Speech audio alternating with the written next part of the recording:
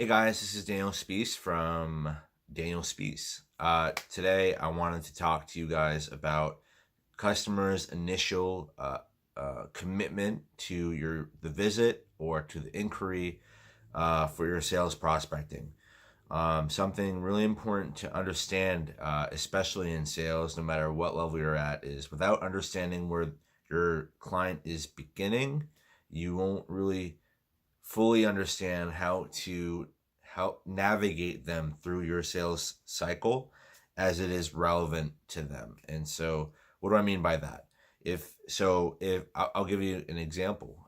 If you start working with a prospect, but you do everything, you define their needs and you understand where they are, but you understand that they are just started in the market. You don't understand that, like, yeah, these are my needs, but maybe these needs are really like 3 months to 5 months out to a year out. Or maybe they do need your product or service right now, but there's something that's like keeping them from going a year. They may need it and they may need it now, but there might be something that might inevitably be a roadblock going forward in the sale. And so I guess I can equate this to like selling cars. When people walk through the showroom, I can sit them down at my desk. You need to clearly establish where they are with their own commitment to pursuing whatever product or service you have.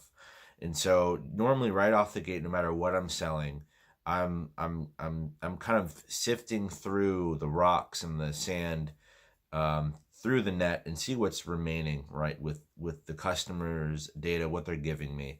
And so if customer Johnny and Sally come in, they're looking for a car because they are going to be in the market. They're gonna have a daughter soon. Wife's pregnant. They're gonna have a car. They're gonna need a bigger car soon. There may be a demand for that for them to purchase now, right? Obviously, they're in the market because they have to think about a different kind of life transition.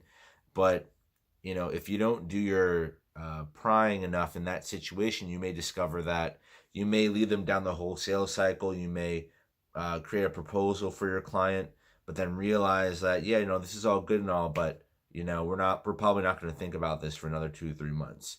And so without accurately understanding where your clients are initially, in terms of their own self commitment to purchase, it could be wasted time for you. It could be wasted time or potential risk to stress the customer out, right? You might make uneasy tensions for your client where they might not come back to you. You figured everything out, and because you've created not like a hostile closing environment, but because you might just blow them out, your manager might blow them out. The best way you have to know when you've led them on the right path. You need to know more or less if they're going to be a buyer for that, within a certain allotted time, right? For your goals and objectives, or you just need to accurately map them out for the future and give them what they need today, bite the bullet, or for that time, give them what they need for this moment, bite the bullet for at the later time, and then come back and revisit. And I can't tell you how much, I can't tell you enough how much this works. Where, and this goes a lot to thinking short term versus long term.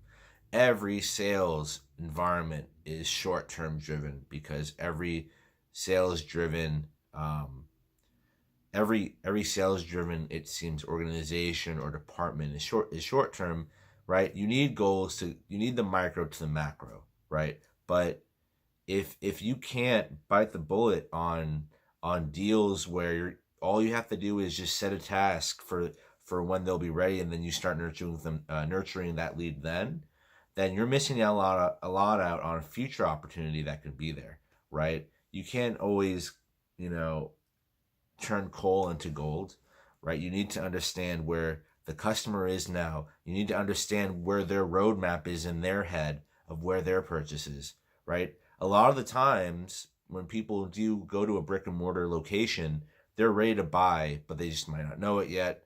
or they need help figuring it out, and it might be very soon.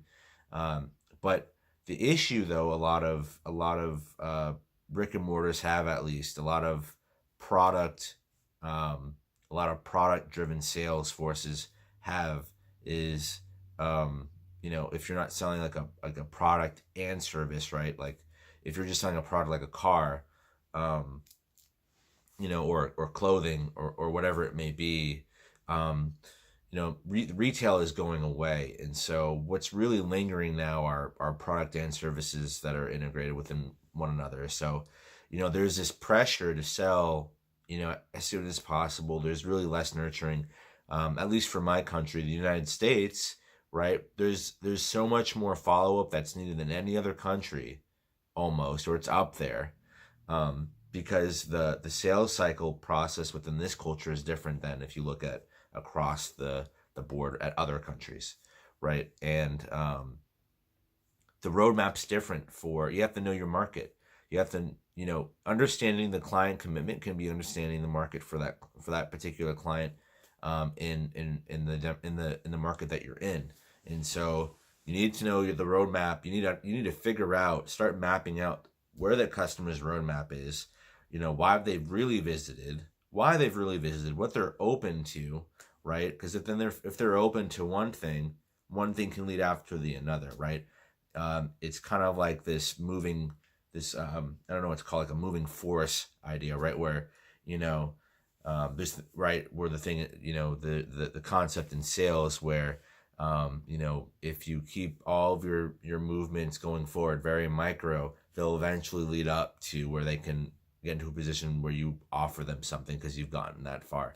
But it's less about that, and it's more about understanding the roadmap, understanding the customer's roadmap, understanding where the customer's needs are, obviously, but underneath all this is understanding their commitment to the actions that they could have, right? You need to understand early on if this is somebody that can go like this, or are they gonna, are you gonna have issues with them? You need to understand, you need to take the meat of that and not worry about the parts that are risky, because eventually if you just hold on to the stages of the process that you go with them, if you just hold on to the parts that are solid, for the majority of the people that can't buy that day, build the rapport, right? Because understanding the customer's commitment for their inquiry could lead to just super huge rapport building and referrals, or a close of the sale, right? It could be either one, but you have to know which route to go down, right? You need to know,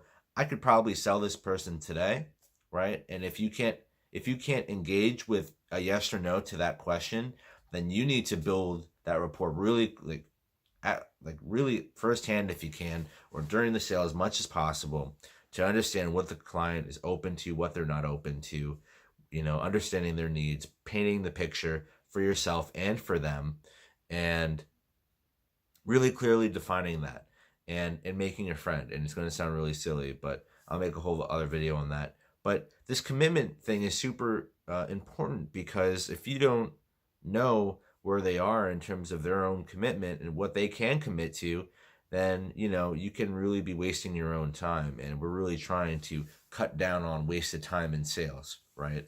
And I'd rather you waste an hour in nurturing development, right, for when they are ready in 2 months, rather than blow them out today, lose a potential sale in the future, right? Too many people don't get too fixated in the short term when you're within the sales process. Think about the long term too. Weigh the balance, right? Weigh what's more important. If it's more risky to close because that's there, than to nurture for a later time where it fits the client's needs totally, do that instead. And am I advocating losing a sale today? No, but I'm advocating winning a client tomorrow, right? Always be winning, period, but always be winning clients in the future as well. Be the person that has deals locked up in the future as well as the present moment, because that can happen with the proper nurturing process. So I hope this kind of clarified how important commitment is to you, and how important it should be to you and the client early on.